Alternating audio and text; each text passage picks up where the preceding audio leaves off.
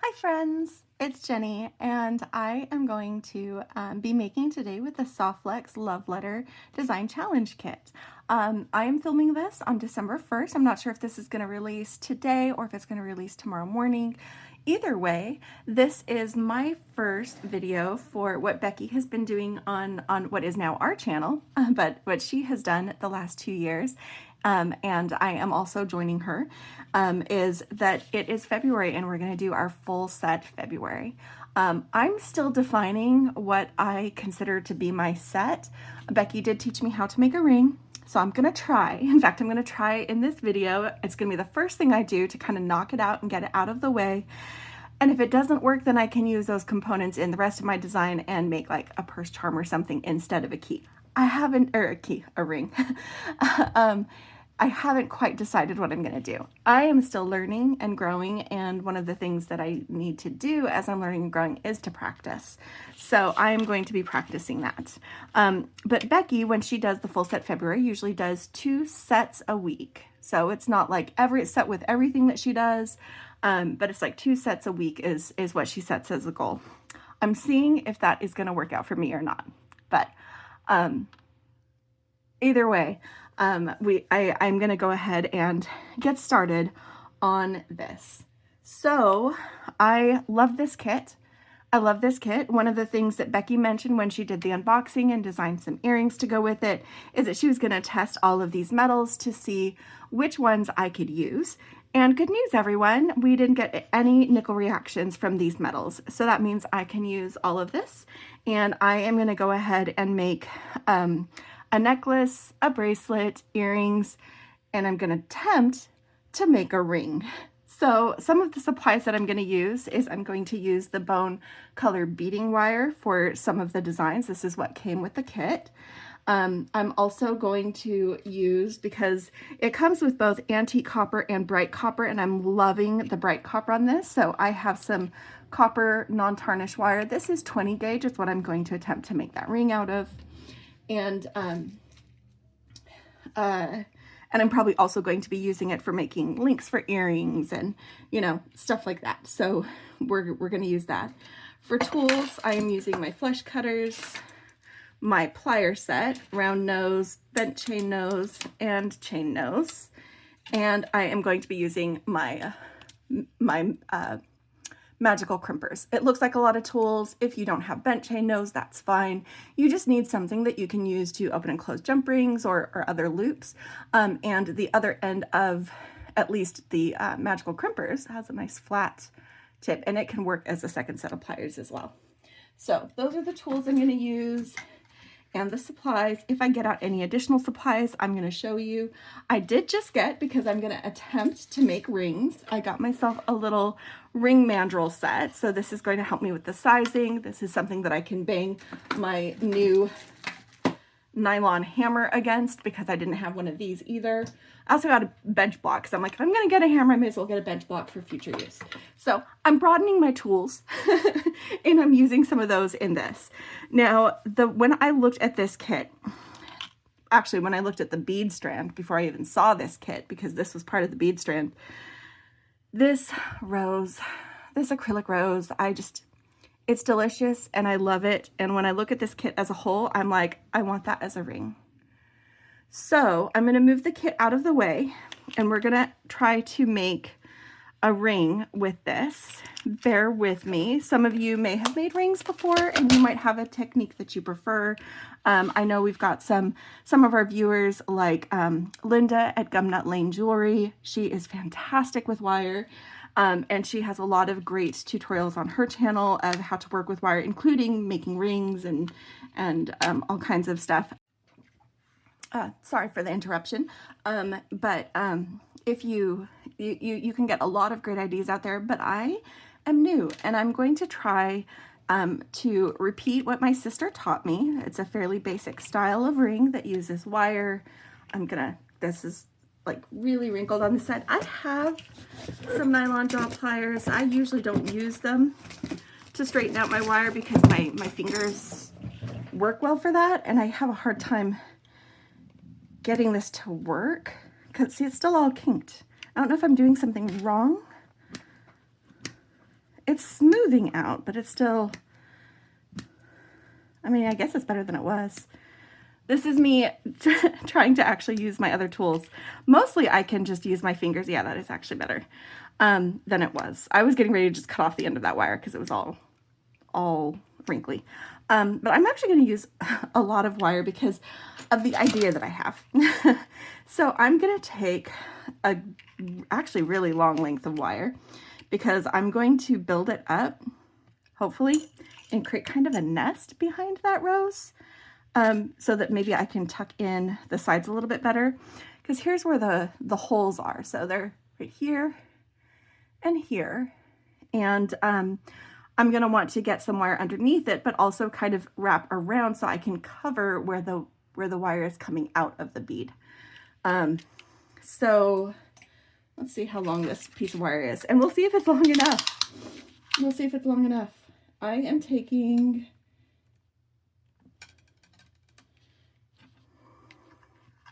a 20-piece length of wire, or 20-inch length of wire is what I'm going to take. So some of this is going to be off screen while I'm working it, and I do apologize for that. It's just going to be long and it's going to be bumping into my camera, getting caught. So I'm taking the wire and I am finding the middle. So I'm very gently holding these two bits together.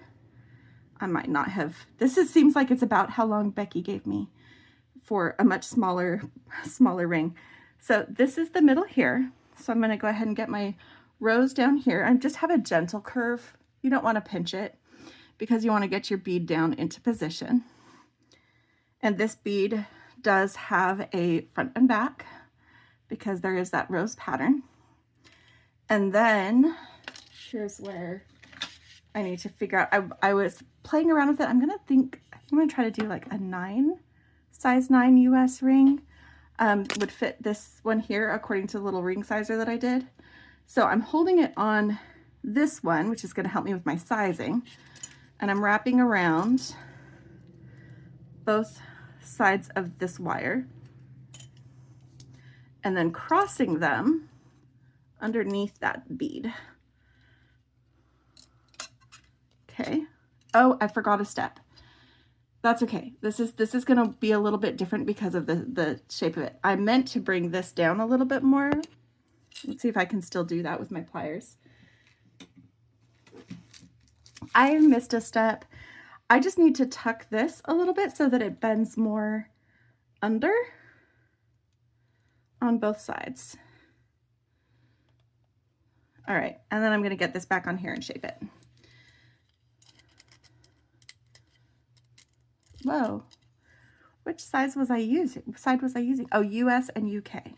Okay, there's the US, about a size 9. So I've got my round shape, and I've got that tucked just a little bit on both sides.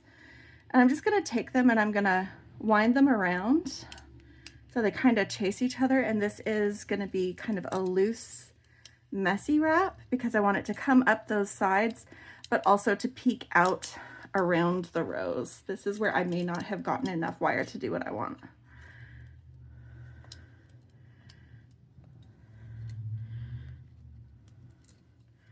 Kind of just, it is meant to be super messy, like a little nest of wire.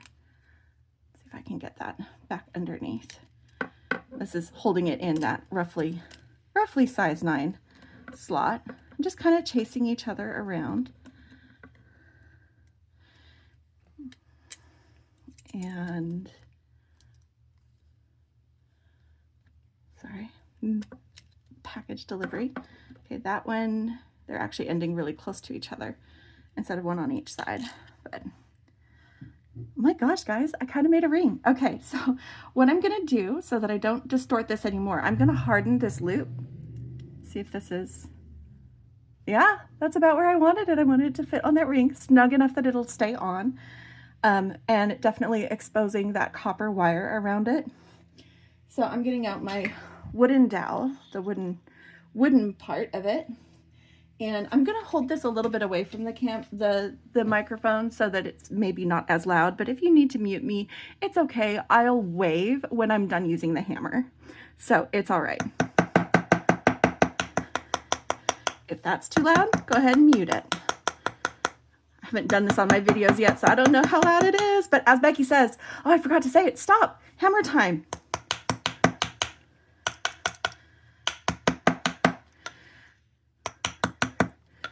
Guys, I love that. Okay, so I wanted to get this hammered and hardened a little bit, the actual ring for it.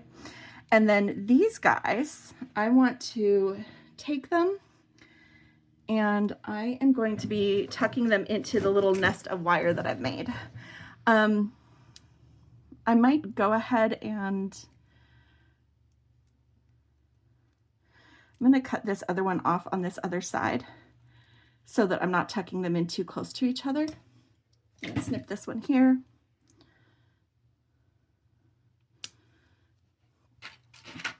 And then we've got this one that is like right here at this little end right here. And I'm just going to take it and tuck it in under this other wire, but not where it's going to poke my finger when I'm wearing it. Be careful of your bead. This is acrylic, so I'm not as worried about it as if it was like crystal or glass, but you still want to, you know, if you're applying pressure, make sure that you're not breaking things. I might need to snip this one off where I dented it. Just trying to tuck in. Okay, so that one's tucked in. And then this one is also going to tuck in. And yes, if you pull at it, it might work its way loose, but this should be fairly secure. No pokey bits anywhere around it. And guys, I did it. I made a ring. I made a ring. Yay. Yeah, if you feel like you need to work hard on that a little bit more, you can. This is a little bit snug for that finger. It must have tightened a little bit when I was doing things, but that's okay. I have other fingers. There we go. There we go. I made a ring. Okay, so officially for set February. Now I'm gonna make a necklace, bracelet, and some earrings. Let's get out the rest of my beads. Yay, I'm so excited that that worked. So, yay for my second ring ever. And the first ring I did not make on camera. So this is my first ring on camera. And I think it worked out. I think it looks nice. Intentionally messy, but I think it looks nice. Yay. Okay. All right. So since I got to use this as a ring, I'm not going to be using it to create a focal. I love this heart. And I might use one of them on the bracelet and one as part of like a focal on the necklace. I'm definitely using these. This is such a romantic set, guys, and I love it. Softflex, if you're listening, and I know you are, I love this kit. I love all the beads we have in here. I love all the blush colors. I love the theme. I love that you gave us the bone beading wire, which is like the color of parchment. This is absolutely a love letter.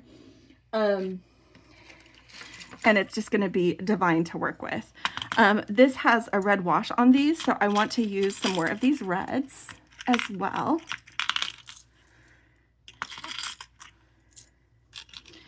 I'm probably just going to pull out all of these things. I'm also, you see, I still have some of these, the bright copper spacers here. And we have some other components here, including some heart shapes that I might use for the earrings, I think. And some pins and things like that. They gave us a lot to work with. Kind of a bright copper slash that could possibly be rose gold. I think they have it as a, do they have it copper? Just looking. Antique copper hammertone heart rings. They did have some of what they had listed here was incorrect. There was no lobster claw. That unintentionally got left on the list, and I think that other ones didn't get put on the list, and that's okay. It came with copper crimp tubes, which is perfect. But it came with both bright copper and or rose gold. You can look at it both directions, and antique copper. And I thought using a combination of both would be really nice. I would add some brightness with the bright copper, but also some of that, you know, that history you get with the antique. I'm just getting out all of these things. And Becky did. She even tested these teeny tiny, she had to hold them with tweezers, these teeny tiny spacers. Yep, she tested them. And I can use it all. Definitely using these pearls, these glass pearls. I love these pink crystals. They're so pretty. I'm just emptying this box. I also really love these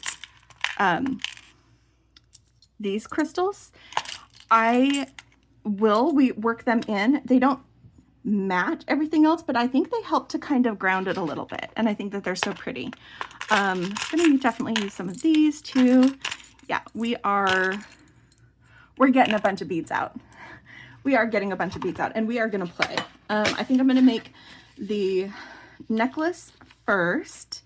I'm gonna move some of these up into my bead mat so that it's not as distracting for my camera. That's an important step. We have all these lovely pink crystals.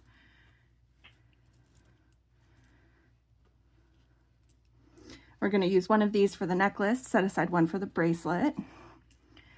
I'm gonna move these findings off to the side because I'm gonna be incorporating those. But this way I can focus on making the focal first. And I think that we want to introduce all the colors we want to use into this focal so that A, it's cohesive, and B, I want to start playing. I want to start playing with all the colors. So I do think that I want to use some of these blue crystals. They're calling those, where did they go?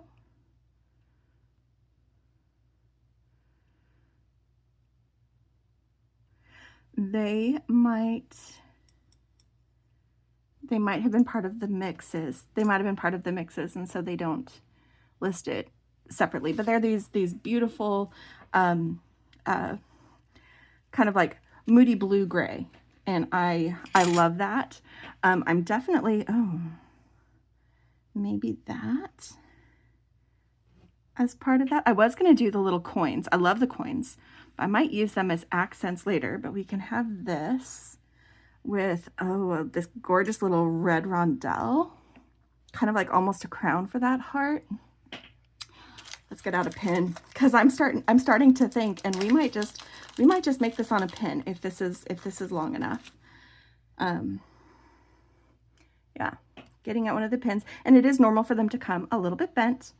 That's fine. You can straighten them out.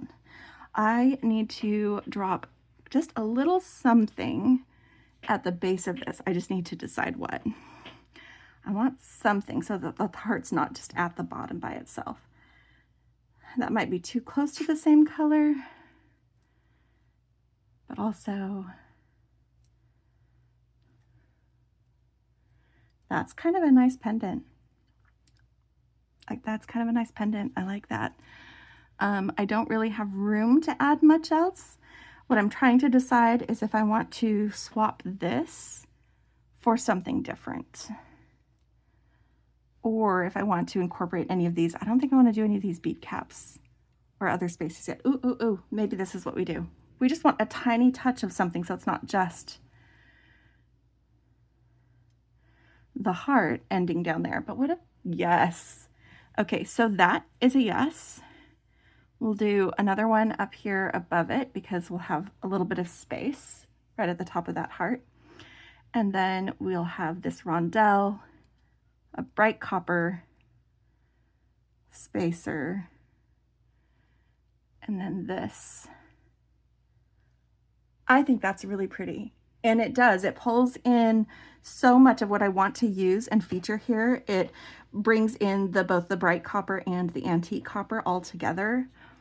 This is going to be my pendant. So I'm just going to fold this over the top carefully, but it's we're going to make a simple loop here to turn this into a pendant. I'm just going to go ahead and take my flesh cutters and cut this so that we can create a loop with it. My round nose pliers. And I am going to let this stuff spin. I'm not worried about making it tight or having it face forward, because when you're wearing this, that heart is going to naturally want to go flat. So I'm not worried about that at all. All right, then I just take the end of the wire in my round nose pliers and I roll it towards me until the metal meets metal. I bent it over so that we would have a nice centered loop at the end of it. And my friends, we have a pendant. We have a pendant. So now I'm gonna go ahead and get out this bone beading wire. I have a little bit left on another spool, but it's not enough for this whole project. So I'm starting one of my fresh spools, the one that came with this actually. And I am going to design from the center of my necklace. And once I've completed one side, I'm gonna go ahead and do the other side. The question is, do I want to make dangles, or do I want this to be just the sole focus in a strung necklace? I think this just the sole focus for this. So we need some beads that will fit here beside this, but not go through the loop. Those are going to be perfect, these little faceted rice beads. So we're going to have one on either side of the pendant. So we put it on like this. Again, we're getting the colors that we want to use and combine in this all in one place.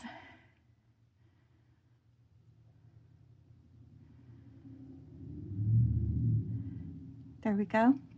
And that way there's plenty of clearance for that other crystal. It will do its thing, but it gives us space to start creating the rest of our design. And this is where I am just going to play. I've got so many fun beads to choose from. I probably should figure out what I'm doing for earrings. These are gorgeous. They're big. They're a little bit heavy, so I wouldn't be able to add very much if I did these as earrings. So they're probably going to end up on the necklace or on the bracelet. They're kind of chunky, but they could be fun on the bracelet. That might be too chunky. We'll see. We'll see. They'll get used. And I have, because I used one here, I only have 5 of these. That means I'm going to set one of them aside so that I can make sure that I'm doing an even amount. But I am, oh, these drops are definitely going to be in the earrings. We're going to make some drops with those and those. The earrings are being constructed before my eyes. Also these. And I'll want a little bit of red in there as well. So, okay, I have set aside beads to use for the earrings. We'll get back to that. One of the beads that I haven't used yet is some of these kind of smoky, kind of jadeite colors. There's a couple of different sizes of these rondelles.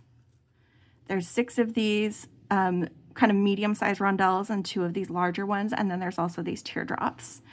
We're going to work those in. But let's see. I think I want a little bit more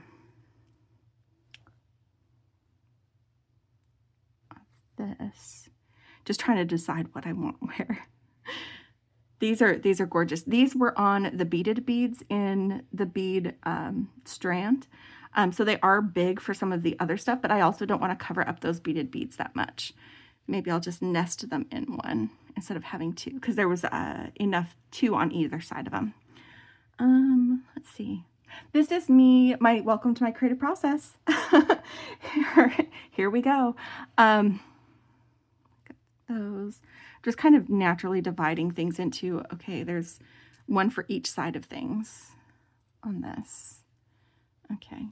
And gosh, I love these too. I love these red. I think I want them a little bit farther away, so I'm looking for something that is a little bit more subdued in color. That's gonna be part of the bracelet.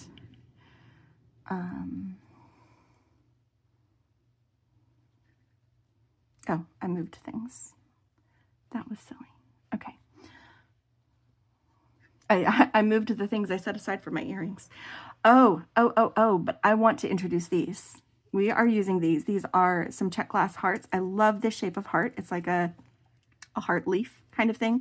And they have this red wash. I think, let's see if I want the first ones close enough. We'll save a couple for the bracelet, I think. Oh, and this is very normal. There can be a little bit of, I tried to go in the other end. There can be a little bit of that wash that kind of blocks the hole a little. Get a pin.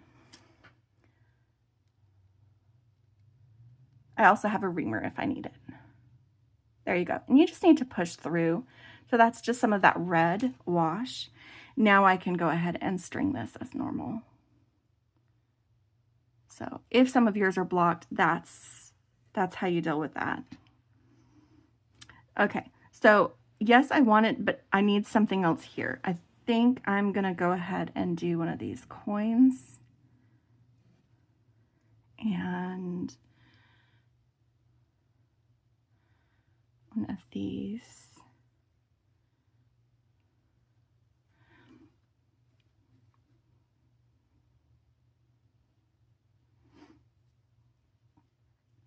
And what do I want in that next little bit? I'm going to do something a little bit different. So this has a little bit of a notch. No, that's not going to work. Those are too solid. I wonder about using, this is me playing.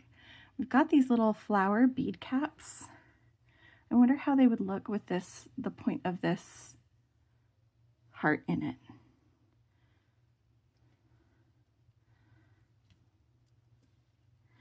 See, I like that. Maybe I take off the coin and do that. Just something a little different. There are 4 of those, so I'll be able to do it twice on each side. I won't be able to do it with each of these hearts, but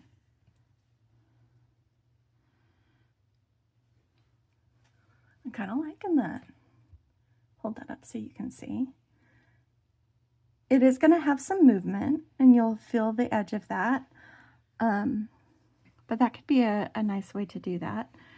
I think these other ones, I'm just testing the other bead caps that we were talking about. I think they're too big. They do kind of create that cage, but they'll wobble around more. Yeah, that will wobble around more. Won't like that as much. But let's do a little bit of this. I actually do want the coin. I changed my mind. I do want the coin there. I was thinking I didn't need it because I didn't need something to space right there, but this is just, again, this is just playing. I might need to get some seed beads. I haven't got any seed beads out. So far, I've been wanting to do this. You know what? I am just going to do this with the kit. I was going to say I like to get seed beads because they'll add some space in the strung design, but I want to do this like entirely with the kit. So far, all I've added is copper wire. So let's keep going. Let's keep going. Let's do, oh, maybe this. I kind of want a little bead.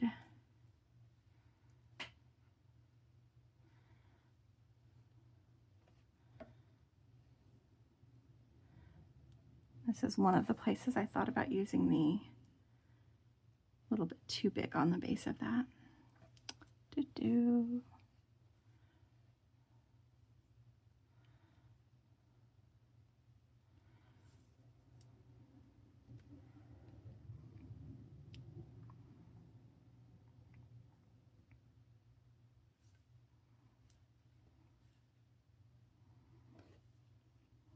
I'm missing something. This feels weird. I think it is the lack of seed beads.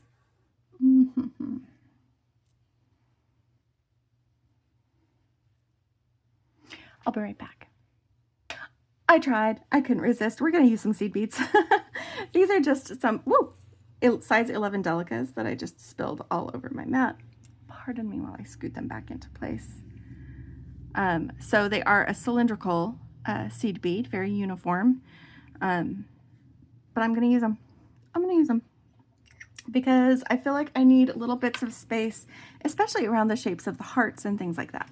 So I'm just pulling this back to my first little bead, and this is going to let me have a little bit more space and not feel like I'm cluttering components. I'm choosing them. Like they're going to be not just a pile of beads. There's nothing wrong with that. If you designed without seed beads, that's fine. For some reason, it was bothering me. And I think part of that is the heart shape, because there's always this little notch at the top of the heart. Oh yeah, that's gonna eat my seed beads. But I might not feel like I need that bead cap. I think I'm gonna like that better without it, actually. See, it's suddenly a lot more delicate. And I can put one of these seed beads that will fill that space where the notch in the top of that heart is before I move on to another bead.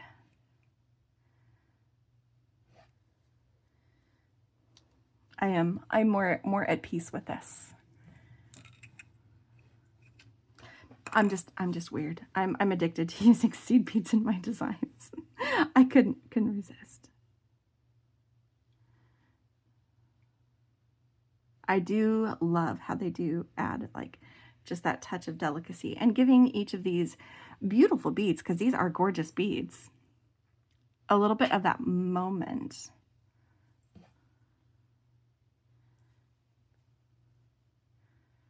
Let's see about doing these ovals. Is it too soon for the ovals? I don't think it's too soon for the ovals. I am going to use these larger spacers though.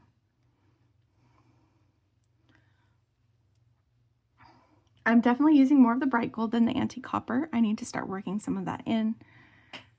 Just not yet. Or, here we go, instead of that drop, what if we did? I've only got 2 of them.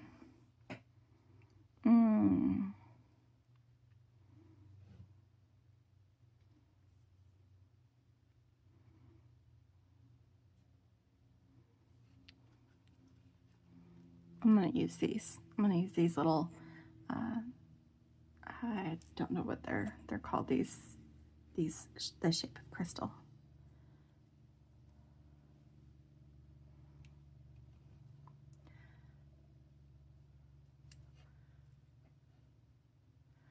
And then I'm gonna make a different pattern on the other side of this that uses these. There'll be one for each side.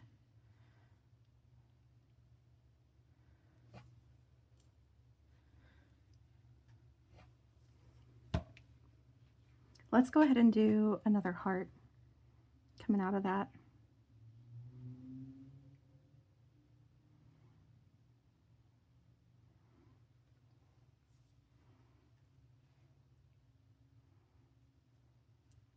And I was going to have all my hearts face the same way, but I like the, whoops, seed bead. That's the whole reason I got the seed bead, that little notch. I like the idea of having them kind of point in towards that kind of secondary focal on the necklace.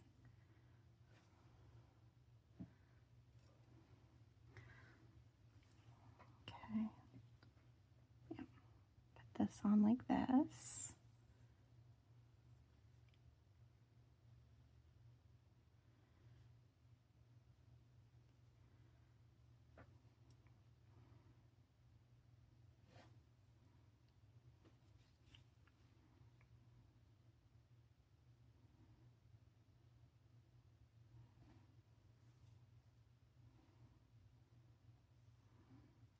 Okay. Yeah, I'm liking that. I'm liking that. Let's, I'm actually, since there's only 2 of these, I'm going to use them, set them aside to use in the earrings because I think I'm going to want them. And maybe my earrings are getting too heavy, but they're going to be long dramatic things because why not? Or maybe they'll have multiple things and they'll dangle jangle. I haven't decided. But I want to bring in some of these pretty, oh yeah, we're definitely going to use some of the stuff. So this one, I'm going to go ahead and do, I'm not using as many. Let's do this. And then we're going to do this oval. It is a bead frame. I called one of these in a different kit a window. I do know that it's a bead frame. These are bead frames. Becky did call it correctly. So in order to string this in here, I went ahead and pushed it through so I could get the bead inside. And then while I'm holding these two steady, I'm pulling my beading wire back and then pushing through the other end, in case you wanted a tip on how to string with a bead inside the bead frame. And then I'm doing the larger rondelle, because there's, like I said, there's only 2 of those.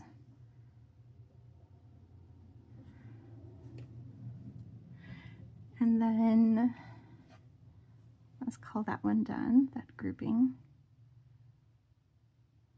And then I'm going to do some smaller stone or smaller crystal size selection. So we've got this.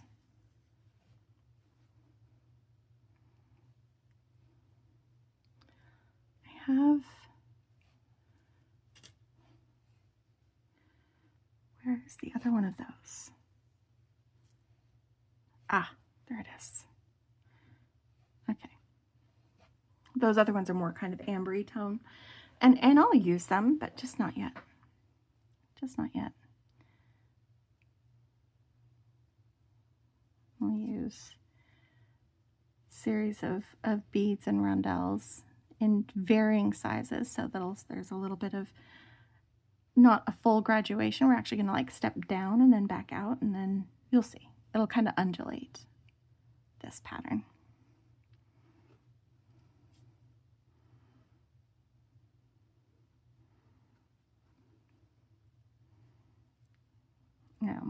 I almost forgot one of my beads that I wanted to use. That's fine. Do these rondelles eat my seed beads? Because these are size 11. They do eat them. My rondelles eat my seed beads. Hold on, because they're so small. They were the right color. They're not the right size. So I will not be using them in that spot. That's okay. We don't have to. We don't have to.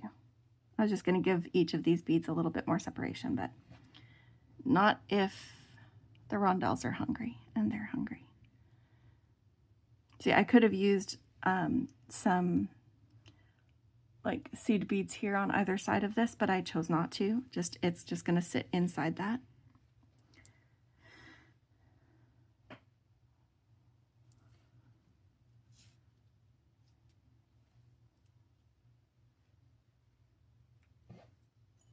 Oh, I do want to add 2 more seed beads here just to give that a little bit more space before we go into the other section. Because the faceted rice beads do not eat size 11 delicates. Oh, this would be a good place to add in some spacers. Let's do some antique, because we haven't used very much of the antique bronze.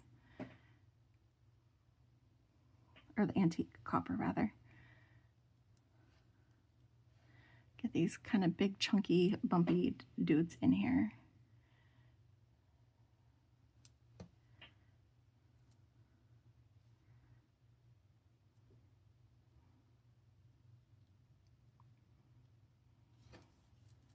Okay.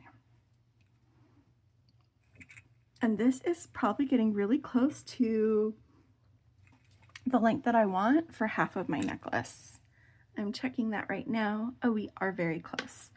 We are very close. In fact, I think I will go ahead and do a few seed beads. And then, what do I want back there? One more little section of beads. Just to add a little bit of length. And I haven't really used them yet, these smaller rondelles. We use the larger one here, which that rondelle also absolutely eats the seed beads. So let's use a bead cap or another spacer. I need those two for this. I need these two for this.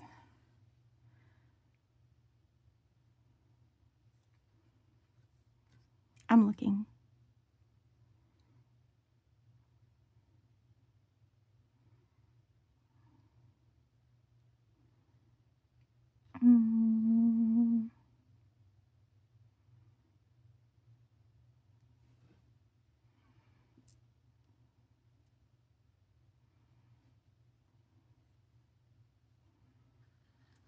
Those three go there.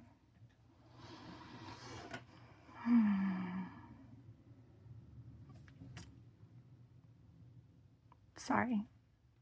I thought I knew what I wanted to do. But like everything's eating seed beads. So I can do this just to give a little bit of space. And then do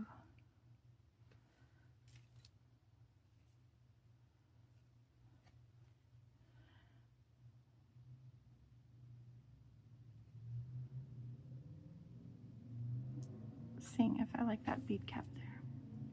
I do like that bead cap there.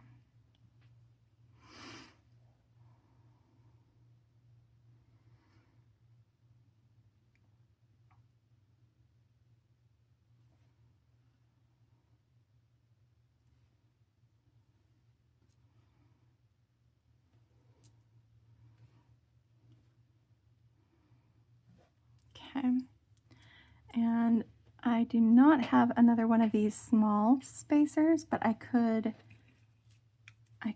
end, yes, I can end this side of the necklace right there. I can do that. So let me get out one of my crimp tubes. If I use any seed beads, they're just going to get lost down inside before the crimp tube. So we're just going to crimp right up against the bead cap, which will be fine. The crimp might slip into that bead cap, but it won't get past the loop end. I don't like that. I need something to end there. How about these guys? We'll use some of those.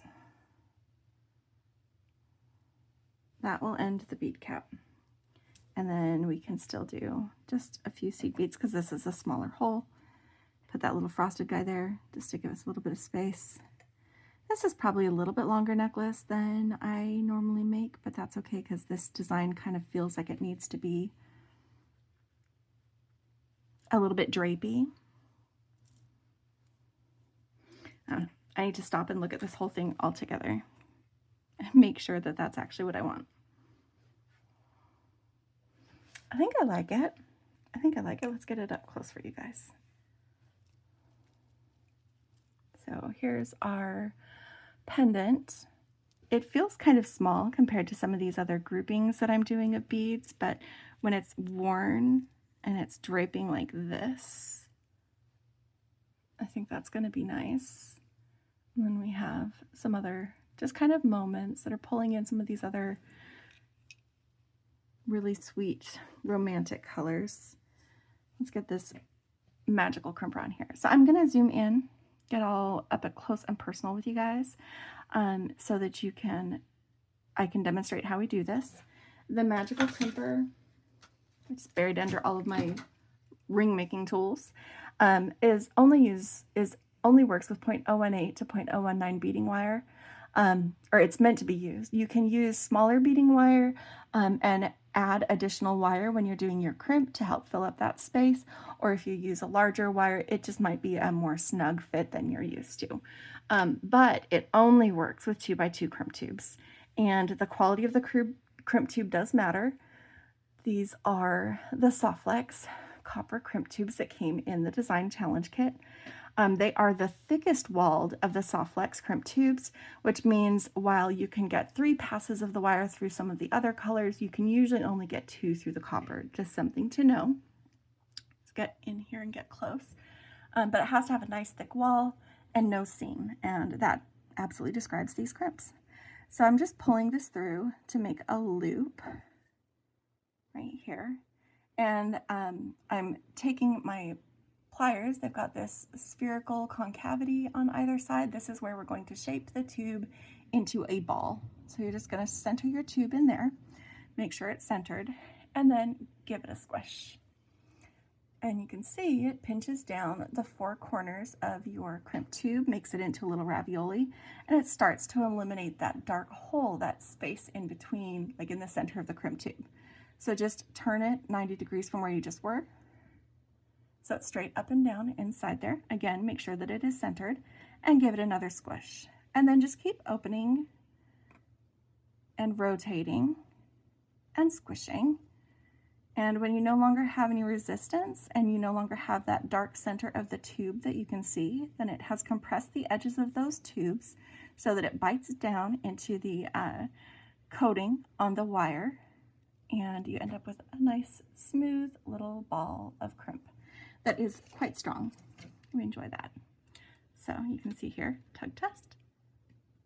It's bending my wire, bending my pin. That's fine, I can smooth out the pin. All right, and then I am going to snip off this little tail that I had here on my wire.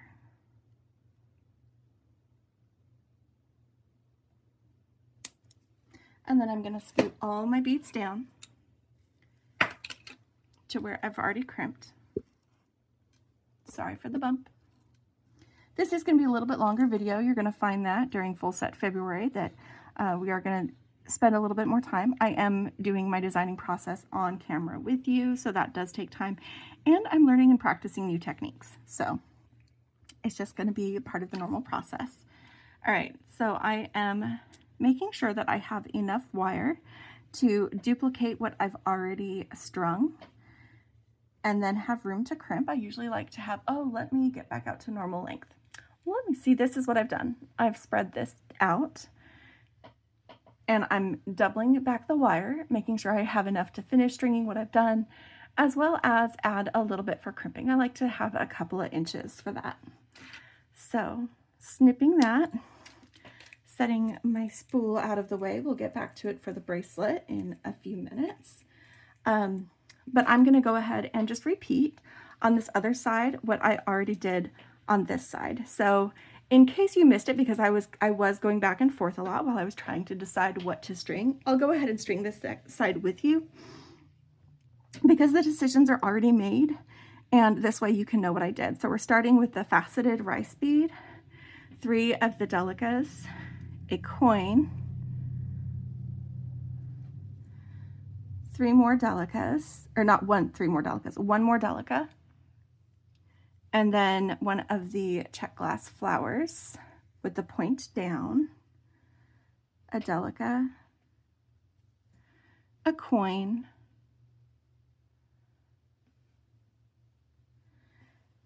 and then 3 delicas,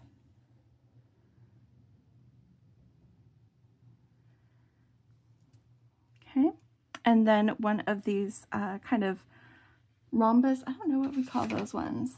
Do they have a, or do they have their own listing? I think they were part of a mix, but these kind of diamond shaped.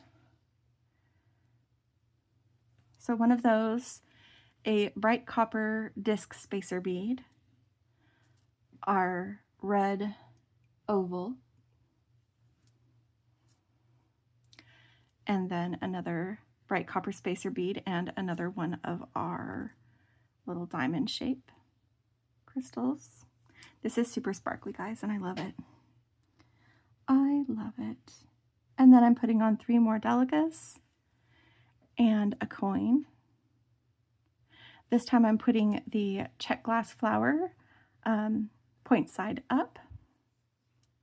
Oops, forgot my space. I did that on the other side. Forgot my delica, which I'm using as little spacers.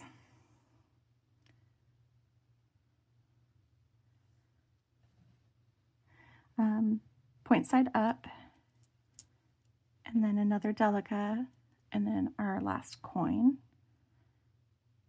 This uses all 8 coins that were part of the collection. This necklace does. And then we're going to do 3 delicas.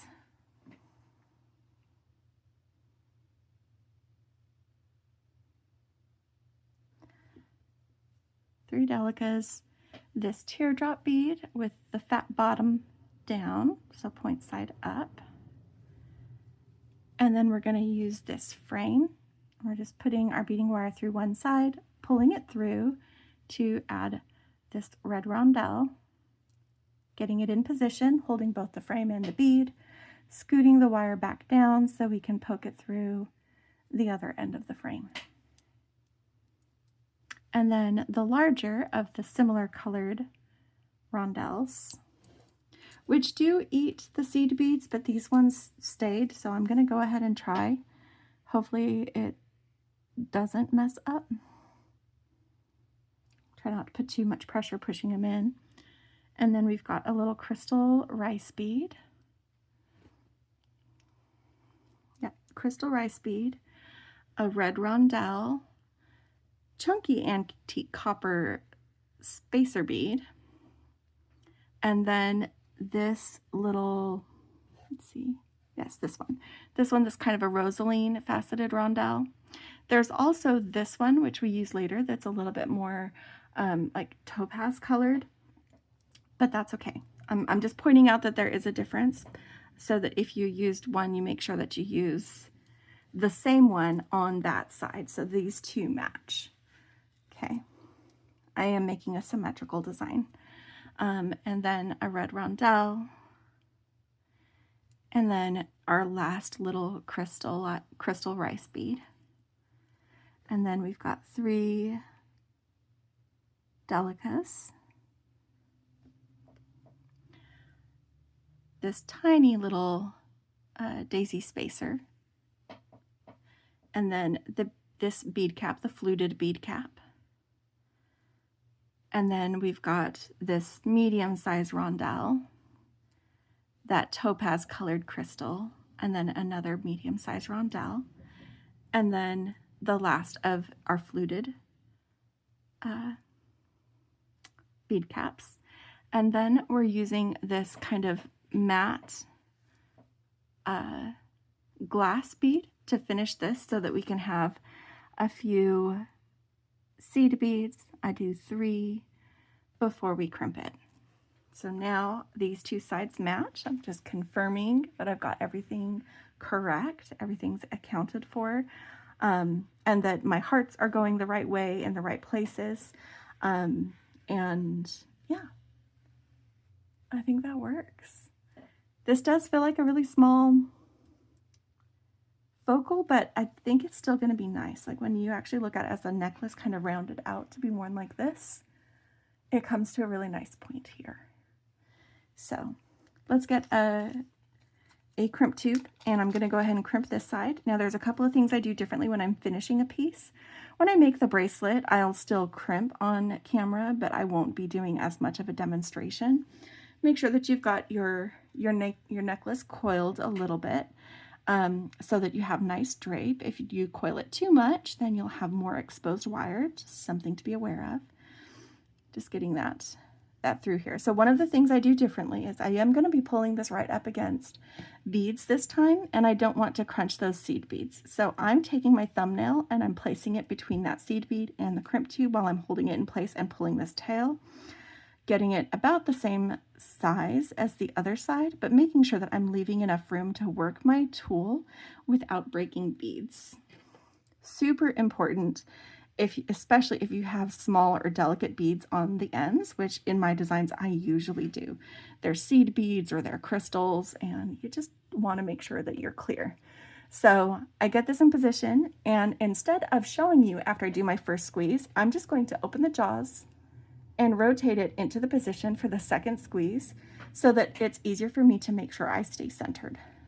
Otherwise, it is exactly like I have already shown you. So since I know, because it feels weird when it's not centered, it just does, you get a feel for it. Since I knew that it was centered, I didn't need to show you that ravioli. I'd already showed you once.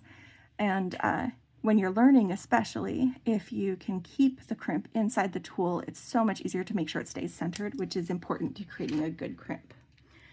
Okay, so that is our necklace finished. This time the kit did not come with like a lobster claw or things like that, which is fine. I'll use something from my stash. But we can go ahead and move on to the next piece that we're going to make. And then I'll do the clasps. I'm just going to be attaching them with lobster claws at the end. So we have our necklace, we'll make our bracelet, we'll attach both those clasps at the same time, because I'll need to get that out. But I think that this is really pretty and a really great start to, well, this is a great start to our full set.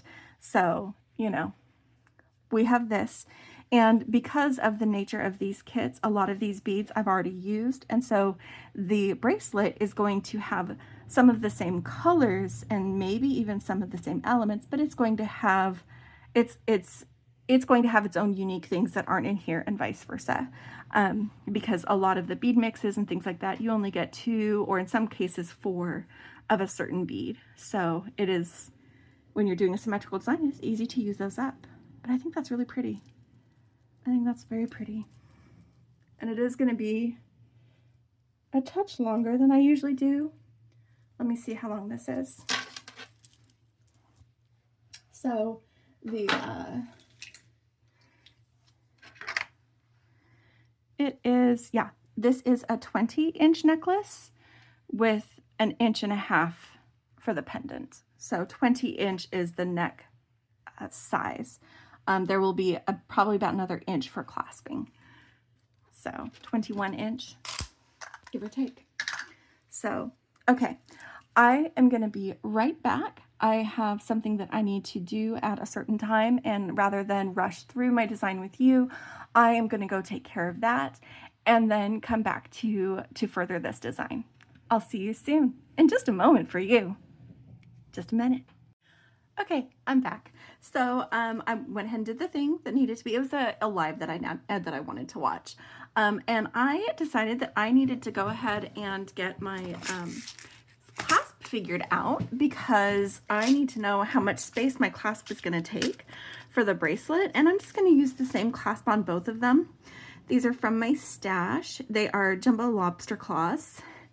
And they have this really cool, like, there's this heart section, because, you know, love letter, with this pretty scroll pattern on them. I only have one left after this. So I like this style a lot. I only have one of this. In fact, I used this on the Kind Hearts necklace that I made at Becky's house. I was getting a little bit of rice husk out of there. They use that in the antiquing process. And so I'll be using this, so that way I know how much space I need to leave for my bracelet so that I have room to clasp. And I'm going to go ahead and use a jump ring to attach this to my necklace. And I'm going to set this one aside for when I do the bracelet. Then I have some larger jump rings. I'm going to put one of them on the other side to hook into, so that there's, I mean, you can hook directly into the Softflex. There's not a problem with that. But it is a little bit better if you can, just seeing which is the right or left side of this. And honestly, the only reason that there is a right or left side is because I've got, I like to have the solid part of a simple loop at the front. So this is going to be the right side of my necklace. Move my ring off to the side. I took it off for a minute. Putting this clasp on and closing it. Just making sure that that's nice and closed firmly so that the beading wire doesn't slip through. And I will be right back. I forgot a setting on my phone when I restarted this. Okay, now it should match the rest of the video a little bit better and have less of that adjusting jump when I move close to the camera. It maintains the focus better. Large jump ring. We're gonna have one for the bracelet as well. And just putting this on the other side of my necklace.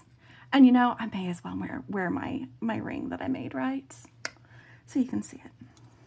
Still can't believe I made a ring. I did it first because I knew it was the one that was intimidating me the most, and that the necklace would take the next longest to design. So I did those both first. The bracelet and the earrings should go a little bit more quickly, but I hope that you have hung out with me for this whole process. I'll go ahead and put chapters in, so if you want to see or review one component over the others, you can. Like I said, this is going to be a longer video, and that's okay.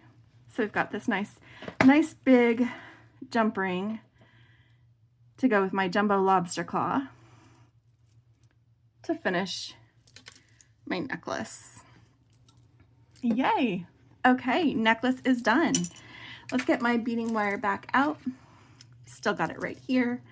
And we are going to start in the middle of the bracelet design. I am going to use this glass heart, just like I used it as a focal on the necklace. I want it in the center of my bracelet. It is going to be at its side because of the direction that it's drilled, but that doesn't bother me, guys. And you know what?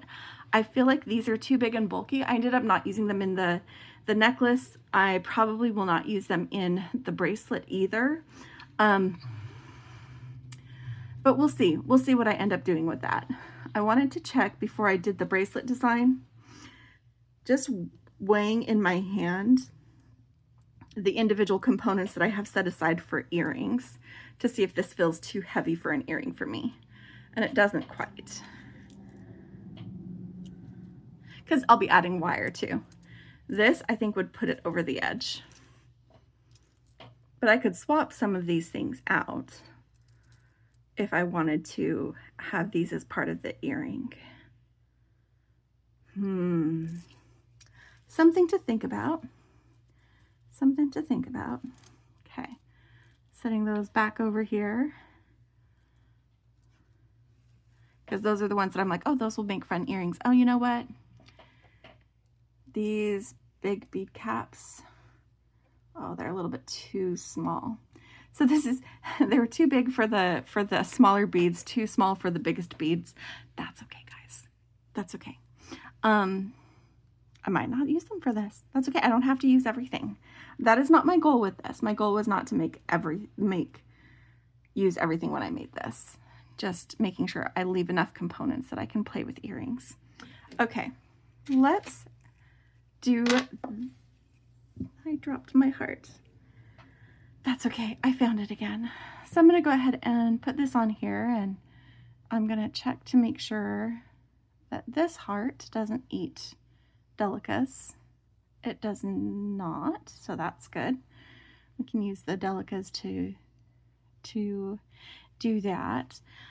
We've got, these are kind of the components that I still haven't played with, that I haven't quite decided if I'm going to use. These have very large holes. I'd kind of like to not use them on regular beading wire because I don't have something to fill that space. I know that you can use tubing and things like that. So I'm probably going to set them aside and they'll become part of my stash. Just getting these guys out. Deciding if I want any of this for my, nope, not for the bracelet, maybe for the earrings, because remember these guys? I might figure out how to have them in the earrings. We'll see. And these ear wires, which I think we tested them. There is no, there was no nickel reaction. I'm just checking to see if their gauge is too thick for my ears, but no, I think I can wear those. So I'm gonna use this to make my earrings.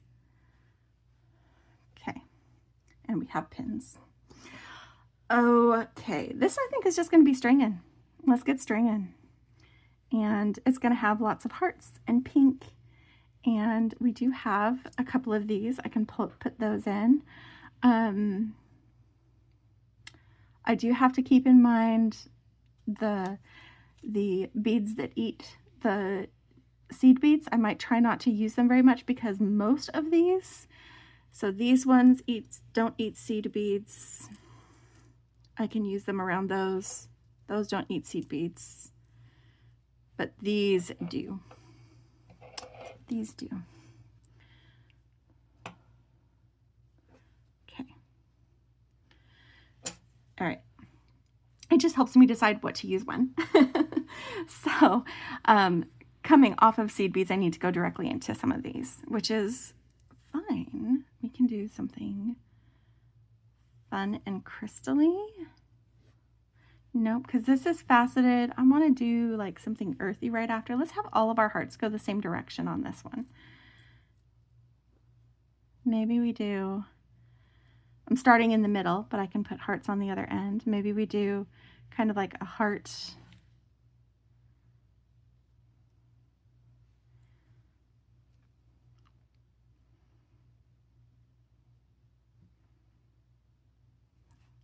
How do they look when they're just strung directly?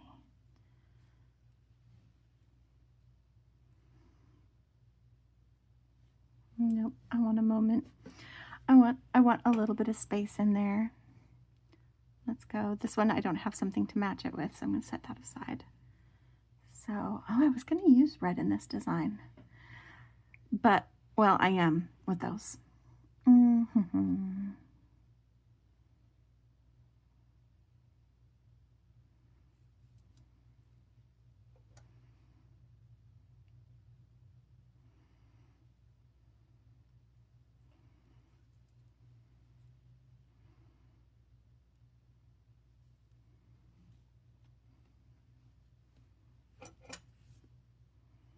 This is the first half of the design. I am going to be pulling stuff off and putting it back on while I figure out what I like. Oh, that's right. This eats seed beads.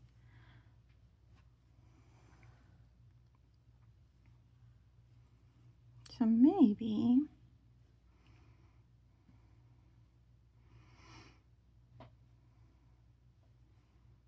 put a few extra seed beads between each heart and trail them on, so like across the top of the bracelet is like heart, heart, heart. No, I want this in between.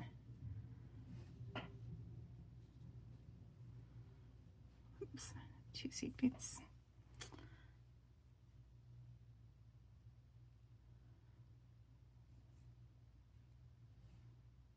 Yep, I like that. I might not use more than 2 hearts, one on either side. Let's see what I end up with. Ooh, or here we go. So if I have that, and then I do this and this, 2 seed beads. I forgot I already had a seed bead on there, and I went and got another one.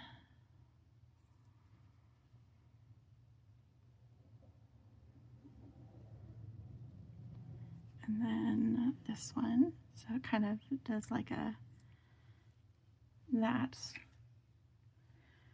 there. So that's going to curve, that's going to be around the curve going around the side of the wrist right here. I like that. And then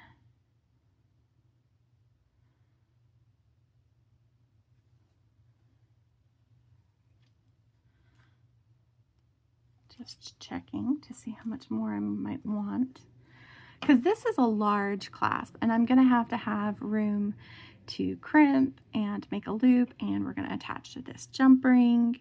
So we're only looking at stringing about 15 to 16 centimeters. There are some larger beads, so I'll need to definitely check that and adjust if necessary. But so far I'm liking what I've included here. I might extend it a little bit. I'm going to back it out just a little bit and put a couple seed beads before that repeat, because that way we have a little bit more space before we go into this crystal pattern that does the point, the more pointed end here, and then a seed bead, one of our stormy blue guys.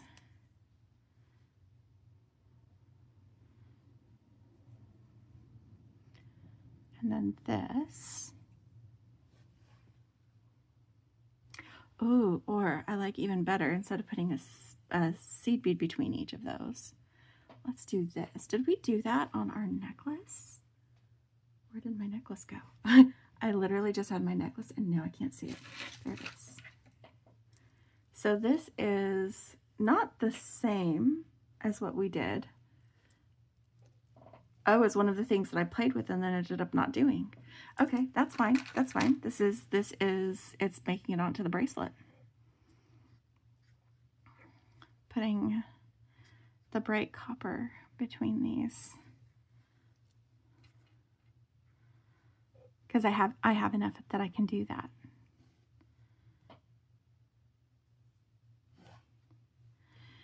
And then this. So if we're looking at about 15 centimeters, then I'm looking from the center of this heart. I don't know if you can see that over there. From the center of this heart, I'm setting it at 0, and I'm looking for about 7.5 centimeters, and that's actually right where that is. So I'm going to go ahead and put a bead stop right here. We didn't use any of the antique copper, but that's okay. I'm going to make sure that I have enough to restring what I did, plus room to crimp, plus a little bit more in case I need to add some extra length. And I don't mind having a little bit more than I need cut off. This means that I can recreate the other side. I can check how it fits actually on my wrist and decide if I want to make any changes.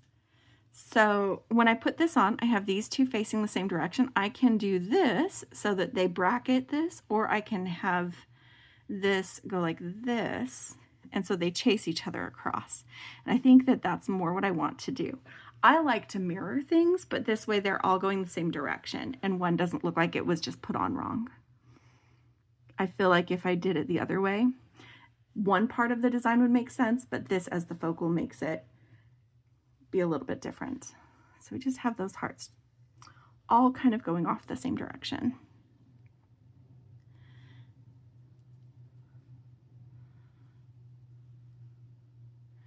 Get these guys on here.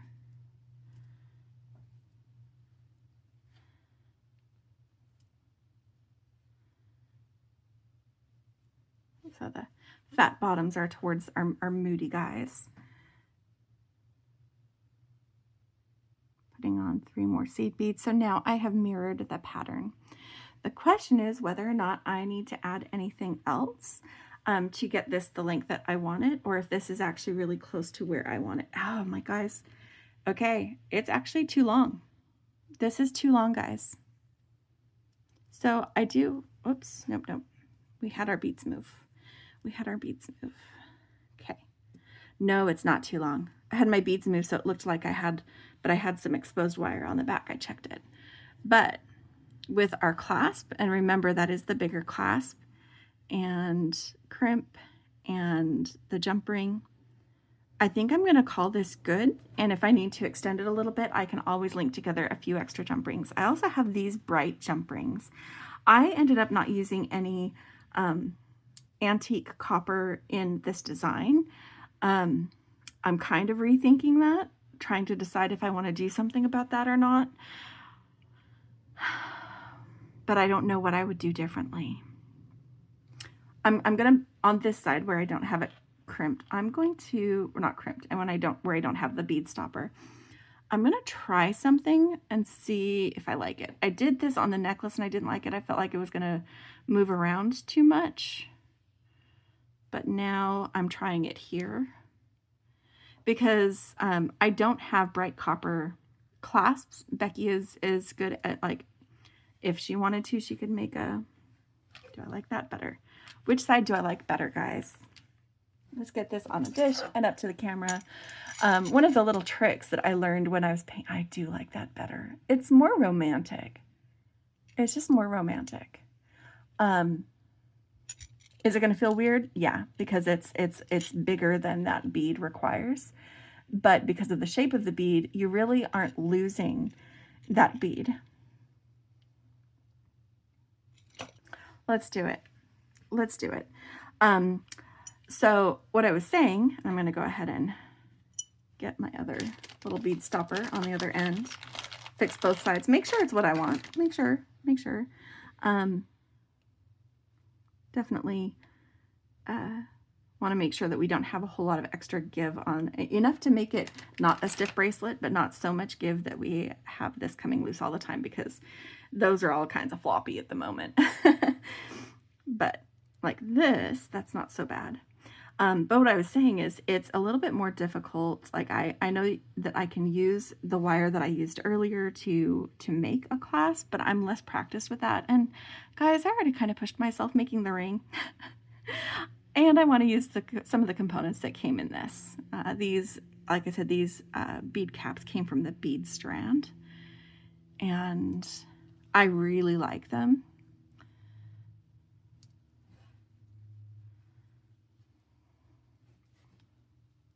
So let's do this. Okay. So then I'm going to go ahead and do the bead stopper right up against these beads. Now I can be more easily, like, without any of the beads shifting. Double check the length, and also just to double check that I like how it looks. So this would be the top of the bracelet, and this is how it would come around the sides. And then we have this much space that still needs to be resolved. And remember, the clasp is going to be a fairly big chunk of that. I need a little bit more, just a little bit more. So what we're going to do is I'm going to add one of these and just 2 of these seed beads, because I do like my bracelet to fit more loosely. So I'm just adding in this kind of frosted glass round and 2 seed beads to each side. I'm going to see if that was too much, if I added too much. Oh, and then my thing came off. It's fine, guys. It's fine. I only lost a few beads. Well, I didn't even lose the beads. They just, you know. I like the smaller ones because I can see around them better, but they are a little bit less secure than doing these big red ones, which I actually got from Softflex. They did a deal where when you placed an order, they gave some to you for free. So thank you. But they do throw off the camera with the bright red, and it can be harder to see the size of things. So trying this and very gently checking how they line up, if those are too close or not.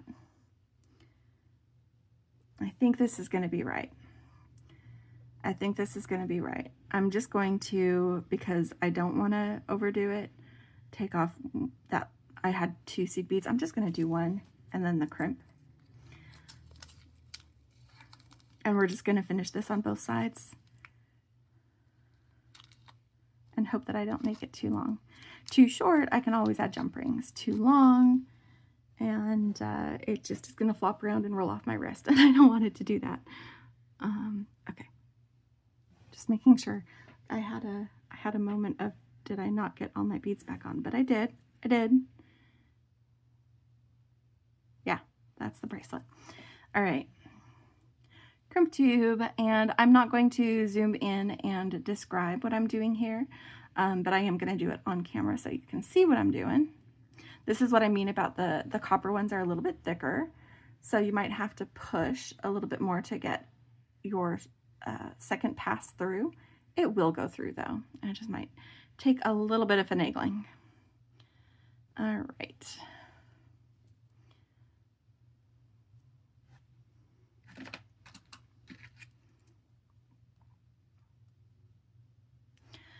And whoop, making that crimp. It felt like it shifted when right as I was smooshing. Like I said, you get a feel for it. You can tell when something's not quite right. It wasn't enough to cause a problem. I just adjusted, made sure it was centered, and kept going. That's my tip, but as you can see, crimp.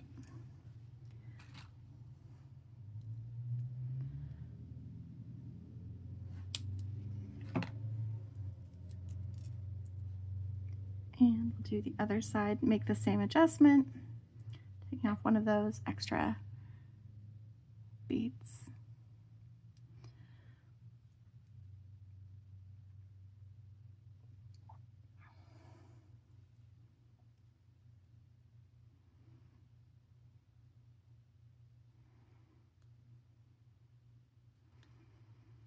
And like I did mention, you want to make sure that you don't have a lot of extra give. You want enough that you can curve this around your wrist, but not where you're going to have a lot of exposed wire, or these will move around too much, these caps that I used.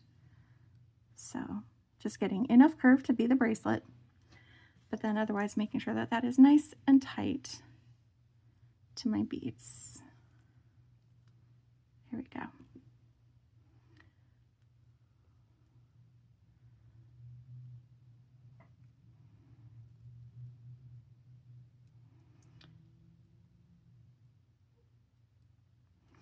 I really love this kit.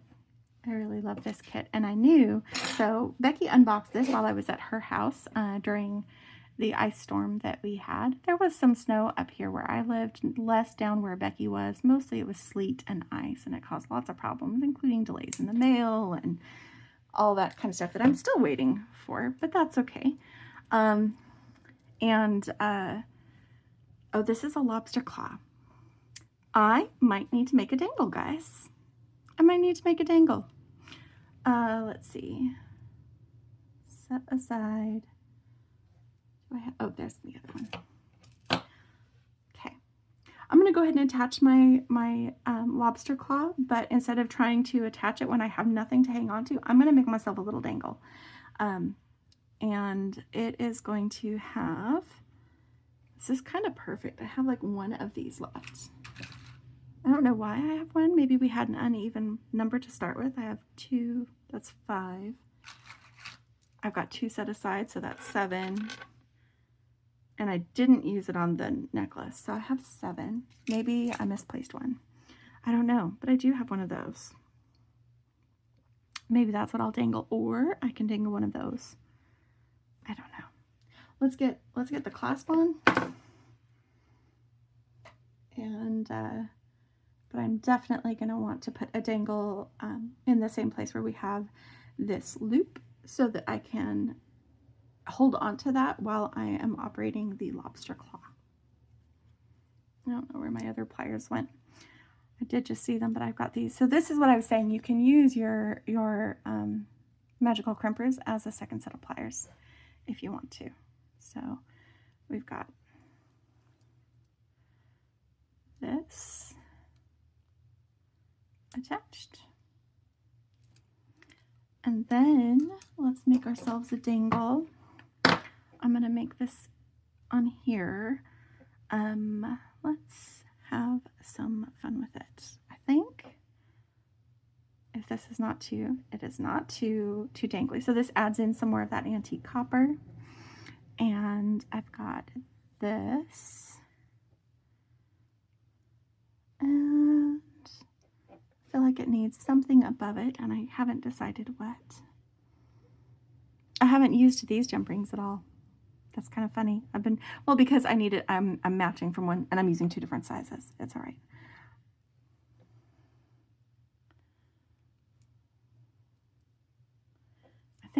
I think that's it. I think that's the dangle. Yep, that's the dangle. So I'm going to hold this crystal, and I'm going to bend over the wire gently, making sure I've got enough room that can move and it's not crunching that wire. I'm just going to snip off my excess wire. So I've got about 1 centimeter left to make a loop.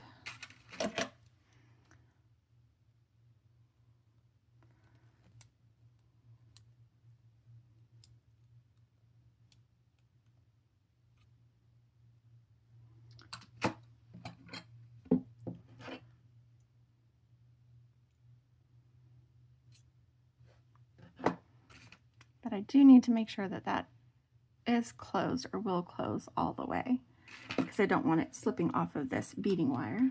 So I'm just going to open my loop that I made here, slide on the other end of this and this jump ring. Let me just make sure that this is actually closed all the way. It's a tiny bit open. don't know if you can see that, tiny bit open. Just making sure that that is fully lined up and closed. Because I'm going to use the loop for my dangle to combine these things. Or no, I'm going to do the opposite. I'm going to close this. Get this little squish to harden it. There we go. I like this better. So I'll put the bracelet on, put the dangle on.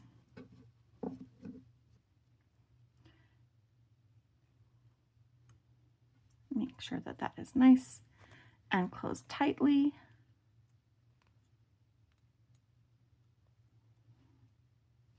There we go. And then that means that I can hold this dangle while I wrap the bracelet around my wrist, and then I can take my lobster claw, get it open, hook it in, and I've got my bracelet. And look, it's the perfect fit. I don't need to change anything. Perfect. Okay, let's make some earrings. Let's make some earrings. Okay, so we are using these guys. And I've got these other beads that I set aside as ones that we can use while we're designing this. This is too many beads. This is, I know already this is too many beads. I'm gonna get out my craft wire that we use to make the bracelet, and I'm gonna use it to make a link, and then we're gonna hang some dangles from it. The question is, do I want these guys to be the link, or do I want to leave them out because they are pretty big and they're going to add more weight than anything else? Because if we have, for example, let's see if I can figure out how I might want to do this. If we turn these guys into links, and then each of these had one of these hearts that just hangs from it, it'll probably mostly hang this direction because, you know, gravity doing its thing. Got a little scuffed. Switch it for the other that I have back here. And then these are each a dangle, and then this is each a dangle. So these are each dangles. So that's 3 dangles between the heart, the pink crystal, and the other crystal. Then I've got, because I did use these in the pendant, I've got 3 of them. So I can't use 2 on each of these, but I could use 1 on each, like this.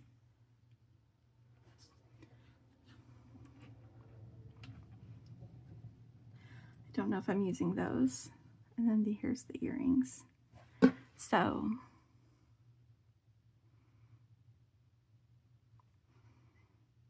or is it like this?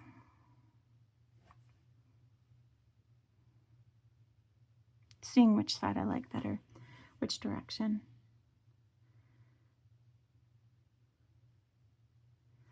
Or take those out and that's another dangle. Just make a short link. I think that's too many things dangling together. That's all of that dangling in a cluster.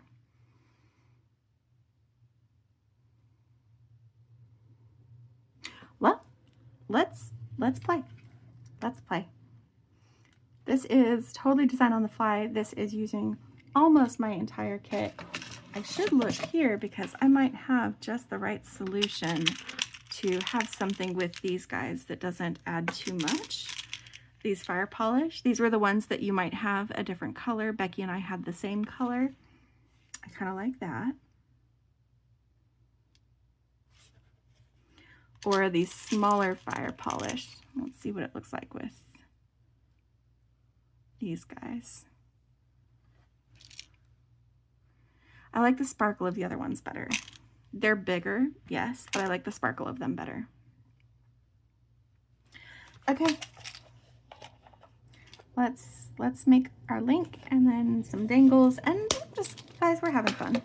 We're playing, making sure I've got some of my favorite things. I really do love these filigree beads right here. I think they're super pretty. So I'm just putting on the beads for both links. There it is. Yeah. And then I am going to go ahead and take this wire. I always cut my spool so that it's flush, because usually what I'm working with always ends up with extra trims. So this is already flush cut. So I'm just going to take it and I'm going to roll it, make myself a loop, and then open my pliers, twist just a little bit, and then give it a little bit of a knock, and that centers that above the bead. So I can move the beads up, cut, see, you can see that centered loop, cut about a finger's length down and set that aside. And then I'm going to make the other link the same way.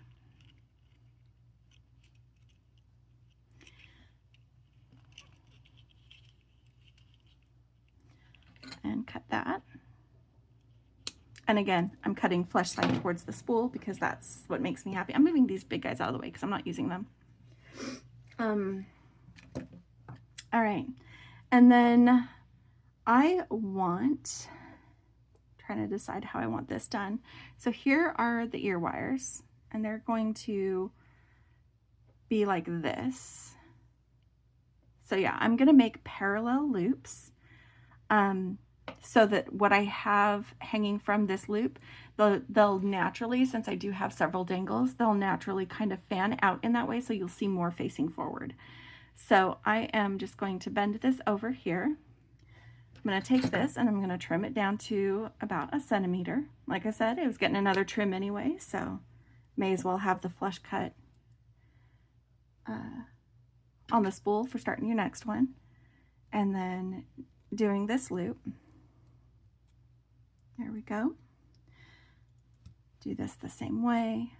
Take this, bend it over, trim,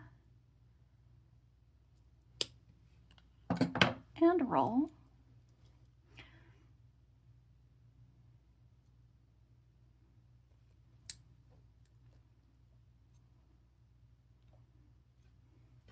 I know this is a bit of a long video, but welcome to Full Set February, especially with one of the participants still practicing. I have learned a lot and I keep learning, and I love that.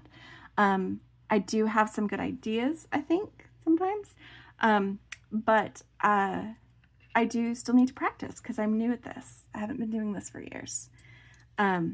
And a reason why Becky does all of these challenges is because she wanted to practice doing things. And so that's why she did it. And so I am joining her because I am practicing.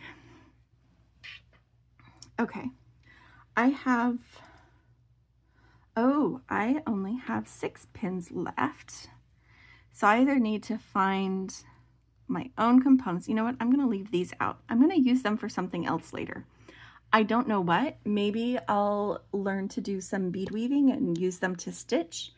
Do a little bit of a brick stitch on them. I think Becky's probably going to use these when she does her more with this. But I think that these crystals and rondelle are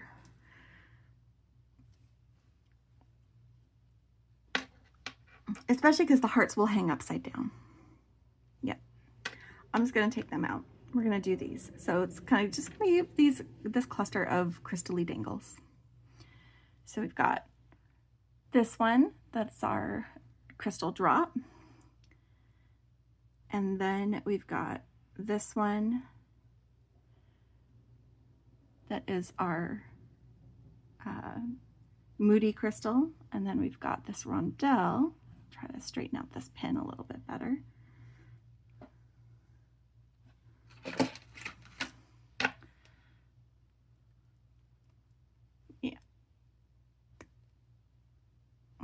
And then I bend the pin. Okay.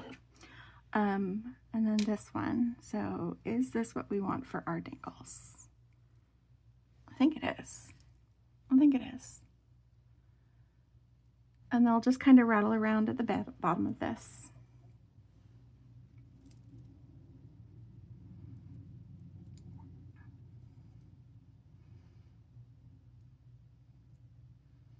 I don't know.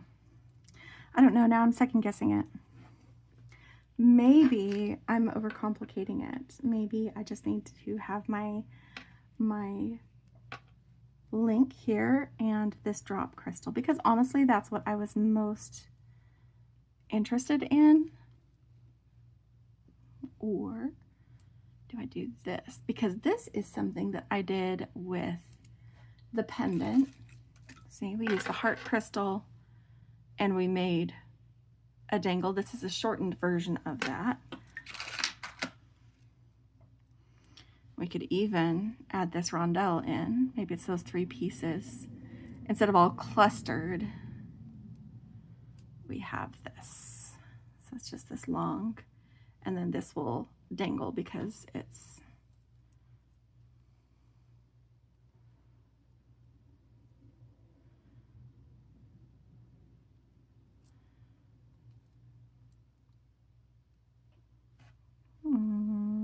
that feels too long. But it would get the colors in that I want to get in. Is it too long?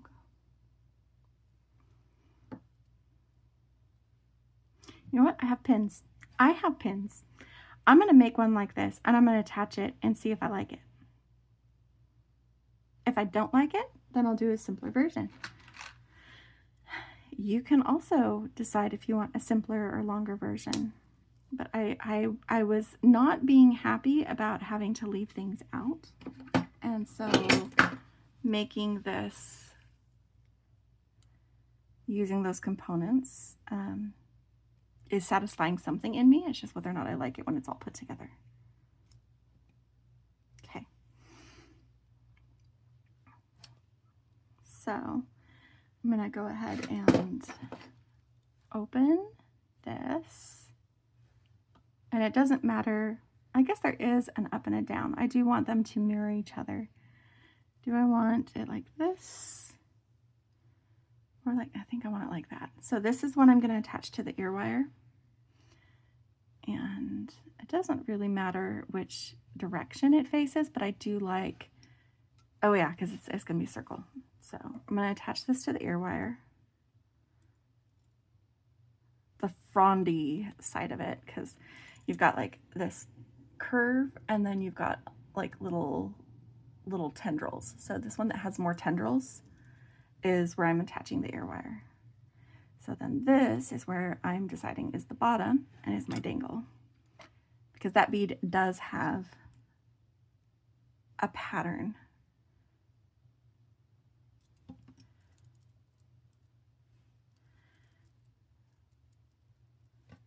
So I like it. It feels a little bit stiff because it's such a long link with such a long dangle. I'm going to put it on and see if it feels too heavy. Because I have enough pins, I can clip this and I can do a different dangle if I'm not, ouch. The one thing about this style of thing, it always pinches when you put it on. It's not too heavy. It is long.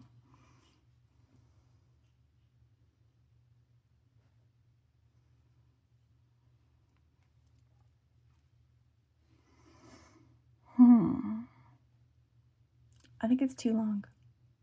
I think it's too long. So let's do this one with a much simpler drop, just this guy. I'm gonna see which one I like better. So I'm gonna just take this, fold it over, trim it, loop it, you know, the same situation that we just did. And yes, I'm wasting a pin, but this way I can try both designs. And you can also decide which design you like better, and you might use one over the other. So this is the loopy part, so it is going to be what attaches to my dangle. And then this is the more tendrily side. And it's going to attach to my ear wire. It's simpler, but I think I'm gonna like it better, guys. I feel like the one side is trying too hard. Which means I could have used these red rondelles in the bracelet, but that's okay. I like that better. I like that better. So I'm going to go ahead and make the second earring off camera for you guys. So the thumbnail for this picture is going to have the design I ended up settling on. But in the meantime, let me move these beads and my tools out of the way, and we will take a look at everything that I made for my first full set February. Becky is going to also be doing something this weekend. I know she's recording. I'm not sure whose video is going to post first, but she will have more information on the full set February, an introduction of sorts, and let you know a little bit more what's going on. I'm gonna go ahead and move that one earring out of the way. I do. It's just delicate and romantic, and I like it. Let's get this angled. So first, I made my ring. That rose just needed to be a ring. And I'm pretty proud of myself that I actually did it. And then I made my necklace using that crystal, pink crystal heart, and the check glass and crystal selections, and both kinds of metals. So we've got our necklace here, our ring, there's one earring. And then I also made this bracelet with a dangle.